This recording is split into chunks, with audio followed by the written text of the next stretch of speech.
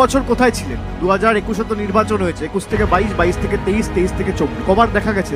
আমরা তো সেই জন্যই বলি বহিরাগত, আমরা তো সেই জন্যই বলি বাংলা বিরোধী, আমরা তো সেই জন্য বলি অত্যাচারী, আমরা তো সেই জন্য বলি স্বৈরাচারী, ষড়যন্ত্রকারী, আমরা সেই জন্য বলি জনবিরোধী, আমরা সেই জন্য বলি জমিদার, আমরা সেই জন্য বলি বসন্তের কোকিল।